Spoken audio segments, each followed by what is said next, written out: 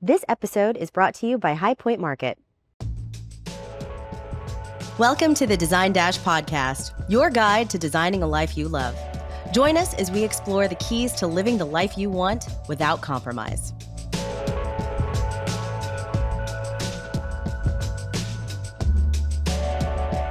Welcome back to the Design Dash podcast. I'm Laura Umansky, your co-host, here with Melissa Grove. And we are really getting into our one question series. So today, the question we are asking ourselves and you is, are you charging enough for design time? And I think that this is kind of not a trick question because can you ever charge enough for your creative brain? It can be subjective, right? I don't know. I think, I don't know, Melissa, how are we charging for design time? How do you even come up with, are you charging enough? Well, I always want to make sure that we're covering the salary for the So for designers. you, it's crystal clear. It's very objective for me. Yes, it's money. Anytime it comes into money or numbers, it is black and white. And I think that's kind of nice, isn't it? That it's just it's a math equation. Yeah, absolutely. I mean, we just want to make sure that we're charging enough to cover for salary, but also to consider things like benefits if you offer them, also subscriptions, CAD, like those kinds of things that go into the true cost of a team member, and making sure that that's covered and then doubling it. Basically, that's Simple. yeah. Okay. I love it. I mean, I think, yes, from a operation standpoint, this should be simple math. Are you charging enough for your design time? Then we can get into the whole thing of how do you charge? Is it hourly? Is it fixed sum? Is it some hybrid of that? I mean, for us, it's always hourly. And so that is why it is very, very straightforward, because we know what we're paying. We know what we're paying ourselves. We know what we need to charge. That's it. But there's also the idea that your creativity, your brain, your tenure, your brand, all of those things can also influence that. So you may feel like, I'm a brand new designer. Yes, I know how much it costs me to do all of these things. I can't just double that. I haven't been doing this for longer than a year. So is there a discount? Is there some sort of formula that I need to take into account with that tenure? No. I don't think so. I mean, you might want to take a look Okay. at the market that you're in. Of course, being in Houston will be different than being in New York or being in Chicago or LA versus being in Memphis, right? Yeah. So I would take a look at that. But in geographic areas of higher cost of living, you should be paying yourself more. So I feel like the equation doesn't change that much. Now, I would say that the only time that it will change is if you're just by yourself and maybe your business model is a little bit different, maybe you're doing fixed fee, then it's a little different.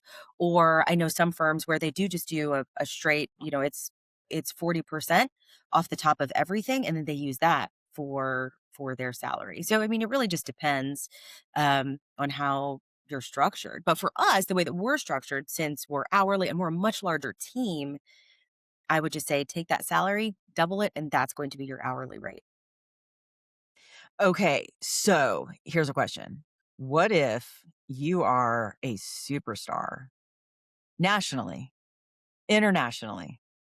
You can demand higher rates because you're in big demand from Sure. your client base. How about then?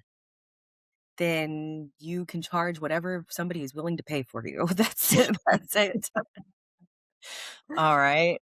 Yeah, I don't know. I feel like if I'm just starting out, I'm probably discounting. I have to. To get my business off the ground, to get my name out there, I'm probably not charging what I'm worth. But you're taking a hit as you're building your business, and it sucks. But it's kind of it just is what it is. So Why do you feel like you maybe need to do that though? because I don't have a client base yet.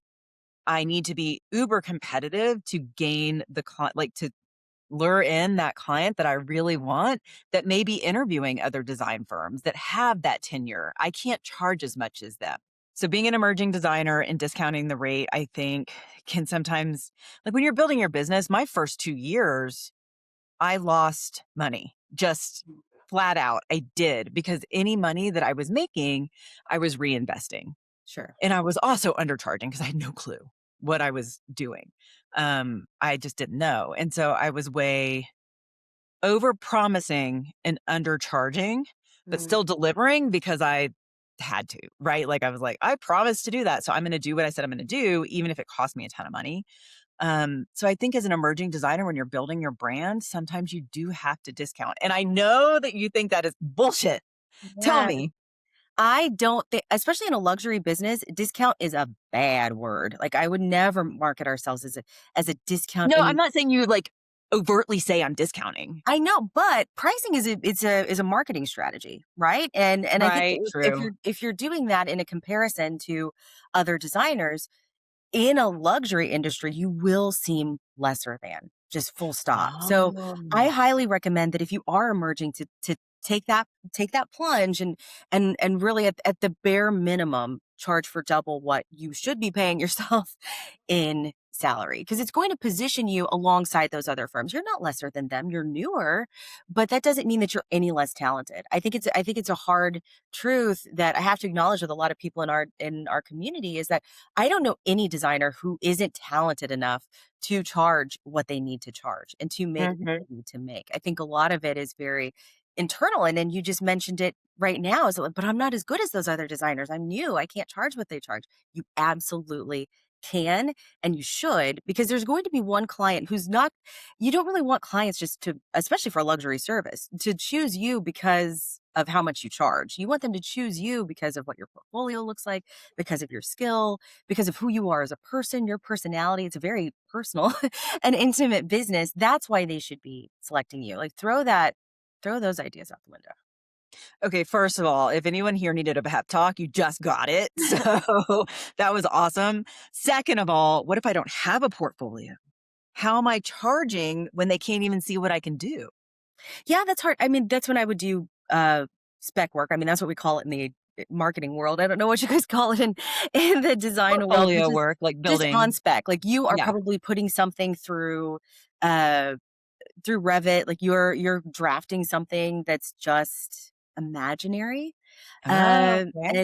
And I would work through that. On social media, another thing that you can do, and I know some designers don't like to do this, but then I see other designers that are huge, like Kelly Bayhoun, for example, in New York, who they will use inspiration that they see in a hotel somewhere, or Mhm. like a detail that they're catching out in their travels, or from somebody else's design, and saying, like, I really like the approach to this.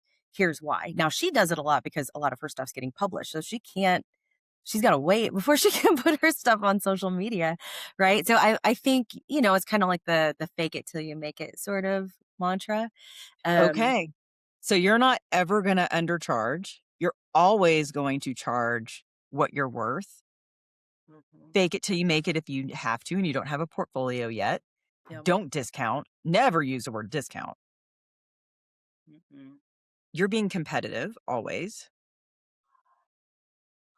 What about, I don't know. I mean, I feel like you've really just given us a good way to sell around it.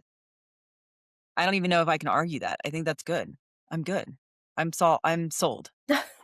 We're always charging. Okay. So what about the price of our brain? Does that not matter? What do you mean? Like we're looking at it from a numbers perspective. We're just saying, whatever my cost is, I'm going to double it. But Uh-huh. like, what about that cost that we've invested in this creative brain with school or with working for another firm or with like all of those things? Well, now you're looking for validation. You're conflating money with recognition. Expand. I mean, I'm just using, like, double it as a very simple equation. If you're not exactly sure how to price your services just yet, this is a very simple way to do it. Take your salary, double it, and that's going to be your cost. You can figure out, maybe a couple months down the line, oh, you know what? Actually, that's not enough.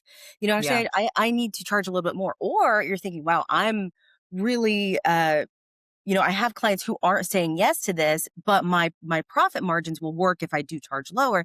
Like, that to me is just the equation of getting paid and making profit.